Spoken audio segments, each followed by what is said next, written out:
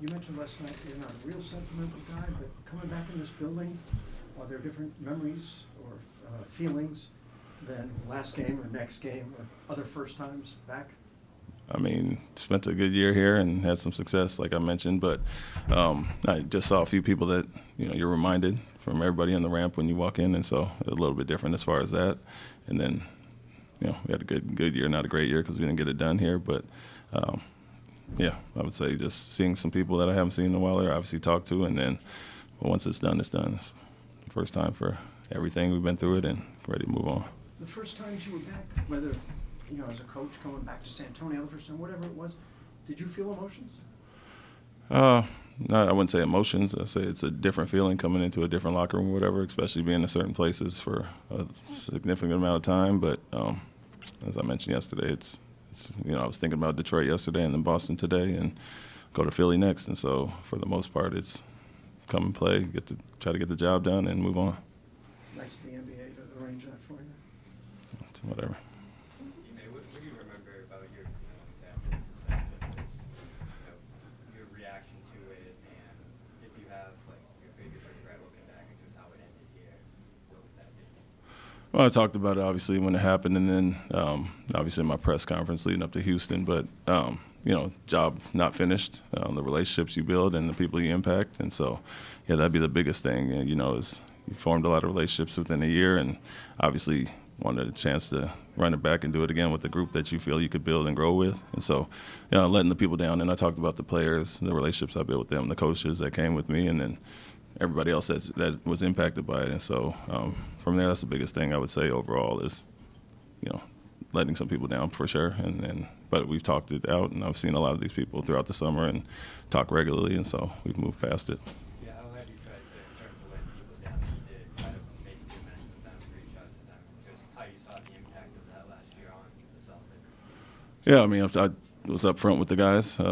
When the things happened, I reached out to who I needed to, and have a little comfort in guys knowing what happened and how it all went down. And then obviously, made up with my coaches because they all came with me to Houston. So a lot of my guys are back with me, and I've talked to them throughout the year whenever I could, but wanted to give them space to do their thing as well, and that goes with the players as well. But ran into quite a bit of them over the summer, and Marcus Smart's wedding and everywhere in between, and so I've seen them all and talked to them regularly. How long is it taking you to get over losing the 22 finals? I mean, do you still go over that? Do you have regrets from that game? Breaking that down, because you had a lot happen after that. Did you take time to kind of figure out what went wrong, what you would have done differently? Yeah, I would say obviously that off season, it was a big emphasis of us, going into our coaches' retreat and meeting and how to get over that hump and the things that didn't go well in the finals. And you take from it the opportunities you had. And so it was directly what our whole off season was focused on, was how to improve in those areas. So I wouldn't say how long it took to get over that, but something that we constantly discussed and we're preparing for going into the last season. You kept Joe Mazzulla on your staff. It's not something people typically do, have the rollover from the previous coach, and obviously now he's taking over. What did you see in him to keep him on the staff, and did you see any of the future head coaching potential in him when he was working with you? Well, I'd say I kept him and Tony Dobbins, and there were two guys that were highly recommended, not only by front office and people that were here, but players as well. And I took, especially Marcus, Jalen, Jason, Al, the veterans, I took in heavily regard in who they liked and who they wanted to keep. And so obviously I didn't know much about them beforehand, and then obviously getting a chance to work with those two, Joe and Tony, throughout the year, and got to know them, and in general, I always say I want guys that are ambitious, and you see that with Will Hardy and now Ben Sullivan, and Joe will fit into the same mold of guys that want to be head coaches, and I think it sharpens the whole group up. And so, in general, didn't know a ton coming in other than good recommendations from players and coaches or front office, Brad specifically, and got to know him and see why he's having success here. You talked to Spears the other day about going to Marcus' wedding and being around these guys a bunch, seeing them a bunch. How often, obviously you're very busy in your gig, but how often are you checking in on how these guys are doing and trying to catch them as you can? Yeah, I mean, it's the relationships that have been built, and they're going to be, long lasting, and so we all check on each other. It's no different than LaMarcus Aldridge or Joel Embiid are guys I've coached that I've got really close with. And so from that standpoint, we regularly, they do something crazy or they see me do something crazy. They reach out on TV or whatever. And in general, I think being in LA in the summers, we all run into each other quite a bit and talk regularly. So I wouldn't say it's any different than anybody else other than the fact that, we had a lot of success in a short period and really formed great relationships. You were able to turn things around so quickly here with a group of pretty young guys. Are you almost trying to do that same thing in Houston, and do you see similarities between the two teams? Yeah, there are a lot of parallels. Surprisingly, age gap is the biggest thing, but habits are habits. Winning mentalities is the same thing. You want to change those mentalities, and so I got to lean on a lot of what happened here in Boston and with our Houston guys. And so, just like I said, 2-3 years younger with a little less success. Getting to the Eastern Conference Finals here quite a bit, but very similar. A lot of parallels as far as that. Staying touch about where Jason are now compared to when you started coaching them. You said say it first word.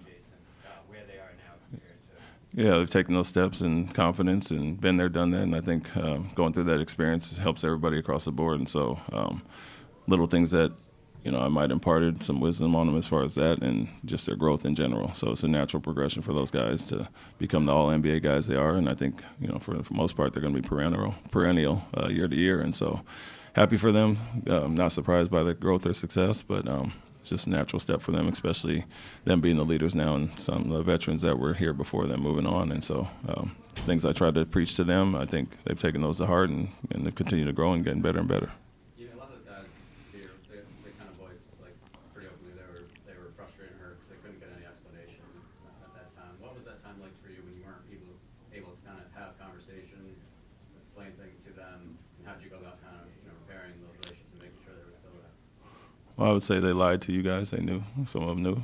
And, obviously I could talk to them and they wouldn't share stuff publicly. So who needed to know knew. How big of an impact could the potential that Dylan Brooks have on the younger guys, specifically helping them with defensive schemes and whatnot? Yeah, he's been big this year.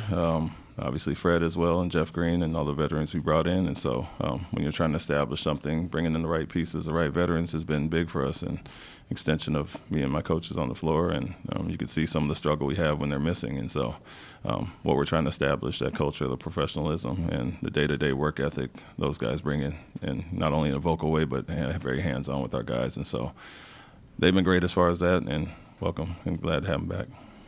How's the tough love? This is you. You're a man of few emotions. How is that translated to a new group of young guys? Because they might be maybe intimidated because you don't show your emotions, you don't smile, you're real with them. What's that like, and how does that translate? No, it's been good. I think when you've lost and the amount of losing they've done over the last few years, they were welcome to it, receptive to it, and bought into everything we're doing. And like I said, the veterans coming in played a big part of that. But, winning 19, 20, and 22 games over 3 seasons, you kind of welcome a different change of accountability, of a way of being coached, and forming those relationships is the same thing regardless of when I was here or anywhere else I've been. And so that's who I am, and you can only be who you are, and they understand that coming in. And like I said, they've been great with it. And so I'm not really worried about the young generation as far as that. Alperin says he wants to be coached like a European coach and coach hard as far as that, and Jalen and Jabari as well. And so they've asked for that and welcomed everything I've done so far and my staff. And I'm not really worried about that as much. I think they bought in pretty well, and you've seen the results somewhat. Thanks, Coach. Thank you. Thank you.